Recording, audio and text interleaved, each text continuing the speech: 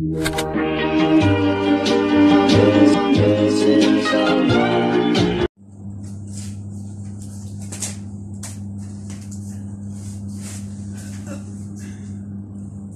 guys, welcome po sa ating YouTube channel, Tita Lourdes Vlog. Kumusta ang lahat? Our video for today's is first time nagata ng alugbati. May isda yan mga guys, may isda yan sa loob. Ginisa natin yan sa bawang sibuyas. Tapos ito, mayroon tayong cucumber, bell pepper.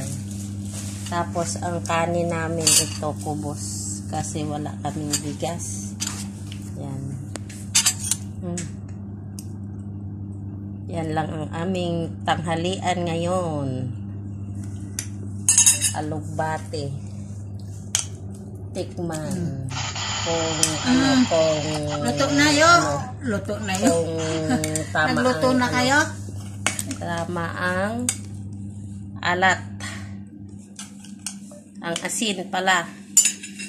Kasi parang kulang tayo sa asin. Ayan o. Magbawas-bawas tayo sa alat. Mayroon niyang laman.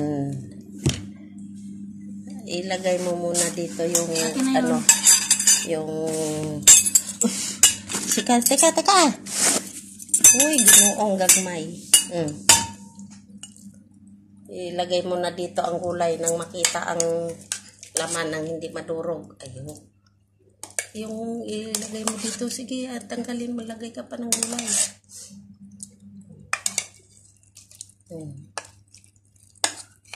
Oh, ayan yung isda, oh.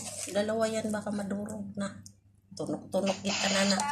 Pida mo, nagluto na kayo? Pamanete bibi. Talaga pamete yung baby. Nano ng oras? Lasing ko na, maglapag na kanya ni father mo. Pagkaya pa yun. Yung hinatid namin kagabi, lumapag na, alhamdulillah. Lumapag na ba? Wala pa nga ni. Yan po ang ating tanghalian for today's. Antay, tay kay Asmin. Ate na yatilay mo? Yan po. Thank you for watching. God bless. Very good. Kain na tayo.